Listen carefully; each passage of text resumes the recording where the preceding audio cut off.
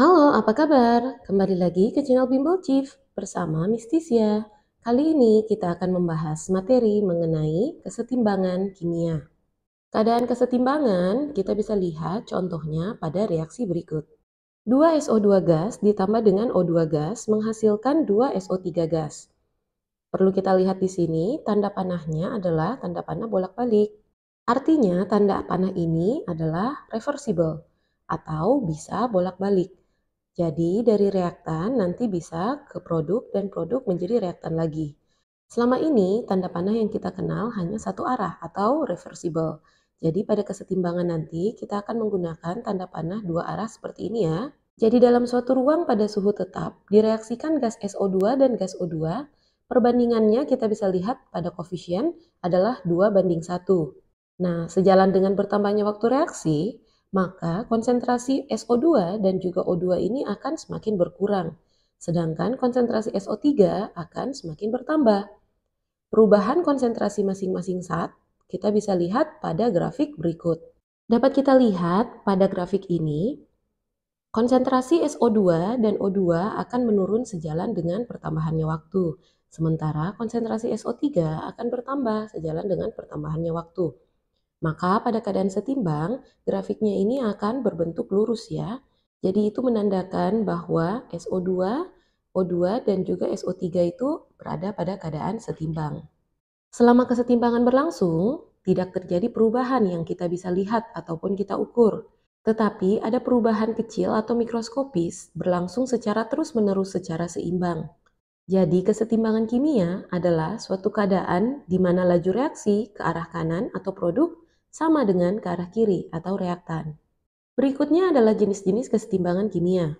Jenis-jenis kesetimbangan kimia terbagi menjadi kesetimbangan dalam sistem homogen dan kesetimbangan dalam sistem heterogen. Sebelum mengetahui jenis-jenis kesetimbangan ini, kalian harus mengetahui dulu fase-fase apa saja yang akan masuk ke dalam suatu reaksi. Ada 4 fase yang akan kita gunakan di dalam reaksi nantinya ya, yaitu fase S atau solid, fase L atau liquid, fase G yaitu gas, dan juga fase Aqui atau aqueous larutan. Jadi di dalam kesetimbangan ini penting ya kalau kita memperhatikan fasenya. Kesetimbangan dalam sistem homogen dapat dilihat dari contoh NH4OH Aqui menjadi NH4 plus Aqui ditambah OH minus Aqui. Artinya semua fasenya ini berada pada keadaan Aqui. Inilah yang disebut dengan sistem homogen. Sementara kesetimbangan dalam sistem heterogen, CaCO3 solid menjadi CaO solid dan CO2 gas. Bisa kita lihat bahwa fasenya ini beragam ya, ada solid dan juga gas. Inilah kenapa kesetimbangan ini dikatakan sebagai kesetimbangan heterogen. Berikutnya kita akan melihat mengenai penentuan tetapan kesetimbangan. Pada tahun 1864, ilmuwan bernama Cato Goldberg dan Peter Weig menemukan hubungan tetap antara konsentrasi komponen-komponen dalam kesetimbangan. Hubungan tersebut dinamakan hukum kesetimbangan atau hukum aksi massa yang berbunyi hasil kali konsentrasi setimbang zat-zat di ruas kanan dibagi dengan hasil kali konsentrasi setimbang zat-zat di ruas kiri, masing-masing dipangkatkan dengan koefisien reaksinya mempunyai harga tetap pada suhu tetap. Dalam hukum tersebut, adanya suatu tetapan yang bergantung pada suhu disebut dengan tetapan kesetimbangan atau KC. Dari sini kita bisa mendapatkan suatu persamaan kesetimbangan, yaitu KC sama dengan konsentrasi produk dipangkat koefisien per konsentrasi reaktan dipangkat koefisien. Jika ada kesetimbangan homogen sebagai berikut, maka persamaan kesetimbangannya akan menjadi konsentrasi C dipangkat P dikali konsentrasi D dipangkat Q per konsentrasi A dipangkat M dikali konsentrasi B dipangkat N. Contoh lainnya yaitu sebagai berikut. Jika ada persamaan 2HI gas menjadi H2 gas dan juga I2 gas, maka tetapan kesetimbangannya akan menjadi Kc sama dengan konsentrasi H2 dikali dengan konsentrasi I2 dibagi konsentrasi Hi dipangkat 2. Perlu diingat bahwa fase yang digunakan pada tetapan kesetimbangan ini harus berfase gas atau Aqui. Jadi jika di dalam suatu persamaan reaksi ada fase solid ataupun liquid, maka tidak akan dimasukkan ke dalam tetapan kesetimbangan. Contohnya sebagai berikut. CaHCO3 2 kali solid menjadi CaCO3 solid ditambah H2O liquid ditambah CO2 gas. Jadi fase solid dan liquid di sini tidak akan kita gunakan, sehingga tetapan kesetimbangannya menjadi Kc sama dengan konsentrasi CO2. Ada pula persamaan kesetimbangan yang berupa kesetimbangan parsial. Jadi kesetimbangan ini diukur hanya berdasarkan fase gas saja atau berdasarkan tekanan. Rumus persamaannya juga mirip seperti Kc, tetapi yang kita hitung adalah tekanannya. Jadi untuk persamaan berikut, nilai Kp-nya adalah tekanan C di pangkat P dikali tekanan D di pangkat Q per tekanan A di pangkat M dikali dengan tekanan B di pangkat N. Dan yang perlu diketahui adalah jika kita menghitung kesetimbangan berdasarkan tekanan, maka fase yang bisa kita hitung hanya berfase gas saja. Jadi untuk fase solid, liquid, dan juga aki tidak dimasukkan ke dalam persamaan. Contoh soal untuk tetapan kesetimbangan adalah sebagai berikut. Pada reaksi kesetimbangan, BiCl3 aki ditambah H2O liquid menjadi BiOCl solid ditambah 2HCl aki. Rumus yang paling tepat menyatakan hukum kesetimbangan di atas adalah persamaan hukum kesetimbangan kita adalah konsentrasi produk di pangkat koefisien per konsentrasi reaktan di pangkat koefisien. Yang perlu diperhatikan bahwa yang masuk ke dalam persamaan tetapan kesetimbangan adalah yang berfase aki dan juga gas. Artinya, di dalam reaksi ini, H2O dan juga BiOCl ini tidak akan dimasukkan ke dalam persamaan karena fase mereka adalah liquid dan juga solid. Berarti jawabannya akan menjadi konsentrasi HCl di pangkat 2 per konsentrasi BiCl3. Berarti optionnya adalah B. Contoh soalnya sebagai berikut. Pada pemanasan 1 mol SO3 dalam ruang yang bervolume 5 liter, diperoleh 0,25 mol gas O2. Pada keadaan tersebut, tetapan kesetimbangan atau Kc adalah berapa? Nah, ini harus ada persamaan reaksi yang setara dulu ya. Dan persamaan reaksinya adalah sebagai berikut. 2SO3 gas menjadi 2SO2 gas ditambah O2 gas. Pertanyaan, tidak ada SO2, tetapi akan muncul di dalam persamaan reaksi supaya persamaan reaksinya menjadi setara ya. Untuk mendapatkan tetapan kesetimbangan, kita memerlukan nilai mol pada keadaan setimbang. Artinya kita masukkan ke dalam reaksi pembatas. Nilai mol awal untuk SO3 adalah 1 mol, dan pada keadaan awal SO2 dan O2 tidak ada. Lalu pada saat akhir, atau pada keadaan setimbang, terdapat 0,25 mol gas O2. Karena persamaan reaksi ini sudah setara, pada bagian terurainya, O2 juga akan bernilai 0,25.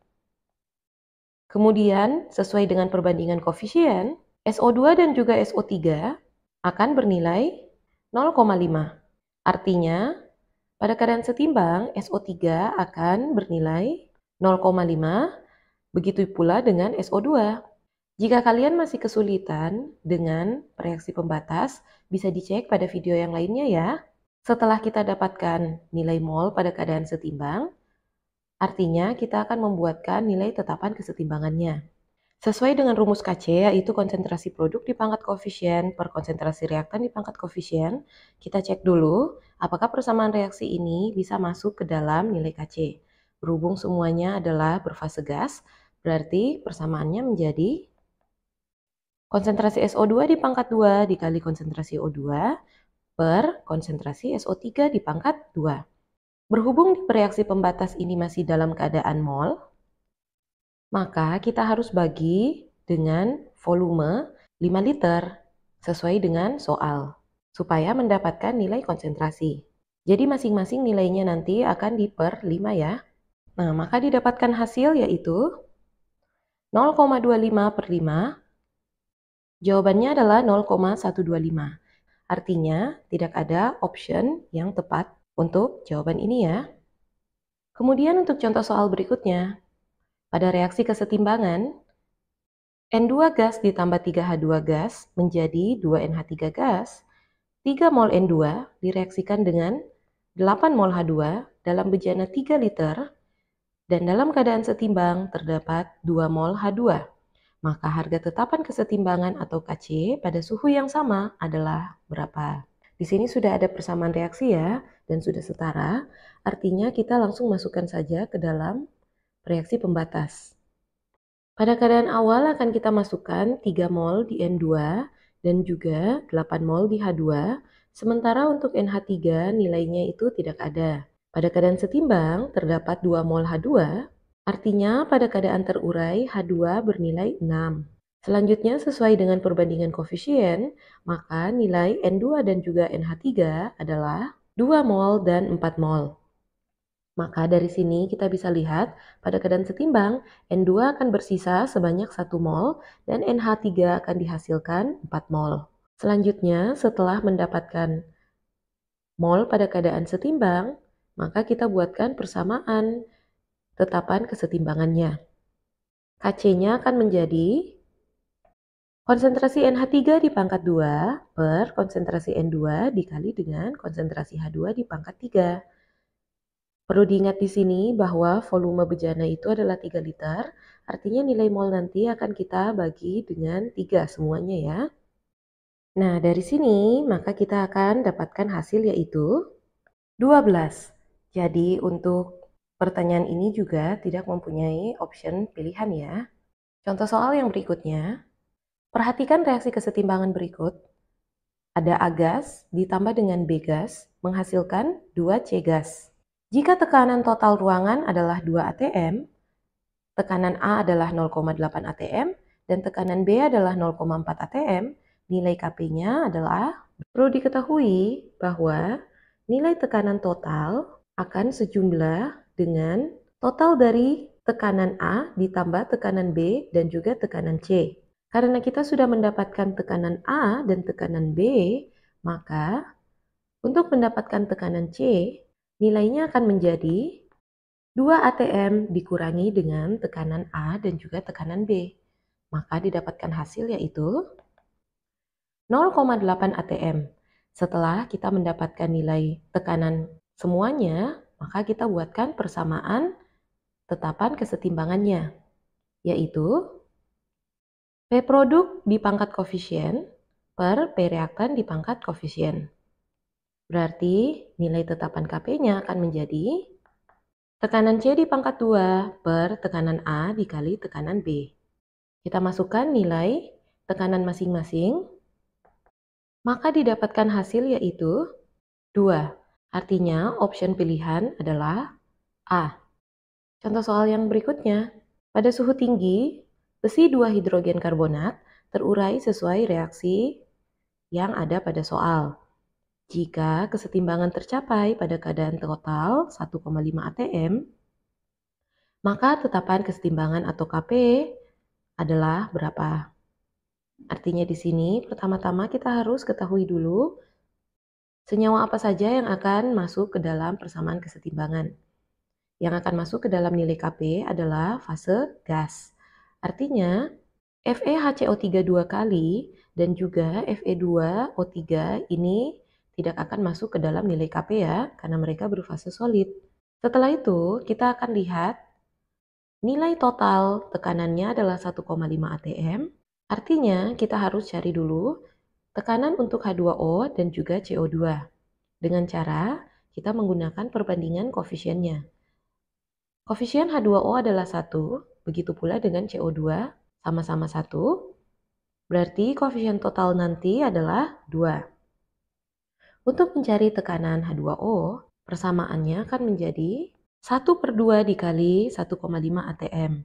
1 diambil dari koefisien H2O, 2 adalah koefisien total dari H2O dan CO2, dan 1,5 atm adalah tekanan total. Maka didapatkan hasil yaitu 0,75 atm. Begitu pula dengan CO2. Nilai tekanan untuk CO2 yaitu 1/2 dikali 1,5 atm. Maka nilainya juga akan sama-sama 0,75 atm. Setelah kita dapatkan nilai tekanan H2O dan CO2, dimasukkanlah ke dalam persamaan kesetimbangan Kp, yaitu tekanan H2O dikali dengan tekanan CO2. Didapatkan hasil 0,5625. Maka option yang paling mendekati jawabannya adalah A, 0,5. Nah, sekian penjelasan materi pertama untuk kesetimbangan kimia. Akan ada part 2 yang membahas tentang rumus-rumus kesetimbangan kimia yang lainnya ya. Tolong bantuannya untuk support kami dengan cara like video ini dan juga subscribe channel Bimbel Chief. Sampai bertemu di video berikutnya.